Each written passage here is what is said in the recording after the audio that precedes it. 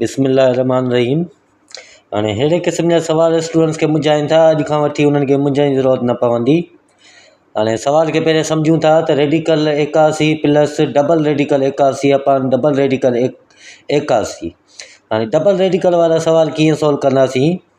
81 आहे, 81 जा जेके फैक्टर्स निकिरंदा, फैक्टर्स जो अचणु तव्हांखे ज़रूरी आहे। उहो थींदो 3 पावर 4। हिन रेडिकल जो मतिलबु छा आहे, 1/2। रेडिकल जो मतिलबु छा हूंदो आहे, 1/2। ठीकु आहे, त होल पावर छा ॾींदासीं, 1/2। ठीकु आहे, प्लस हाणे हिकिड़ी रेडिकल जो मतिलबु आहे 1/2, डबल रेडिकल हूंदो त उन जो मतिलबु आहे 1/2 मल्टीप्लाई 1/2, त इहो थींदो 1/4। ठीकु आहे, 81 जा फैक्टर थींदा 3 पावर 4 होल पावर 1/4। 1/4 छो थियो, डबल रेडिकल आहे, डबल रेडिकल जो मतिलबु छा मालूम कयोसीं, 1/4 थींदो आहे। ठीकु आहे, अपान में 81 वारी फैक्टर थींदा 3 पावर 4। ठीकु आहे, होल पावर छा थींदो इन जो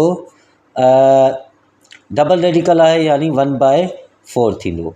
हाणे होल पावर जो मतिलबु छा हूंदो आहे, मल्टीप्लिकेशन। छा हूंदो आहे, मल्टीप्लिकेशन। ठीकु आहे, हाणे इन्हनि में असां छा कंदासीं, टेबल्स पढ़ंदासीं।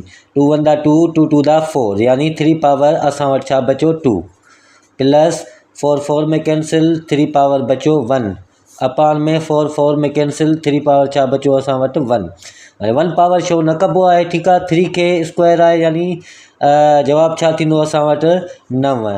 3 पावर 1 बराबरि छा जे आहे, 3, अपान में 3 पावर 1 छा जे बराबरि आहे, 3 जे। ठीकु आहे, 9 ऐं 3 घणा थिया असां वटि 12। 12 भाॻे छा थींदो 3, 1 टिका 3, 4 टिका 12, यानी इन जो आंसर छा थियो 4। महिरबानी।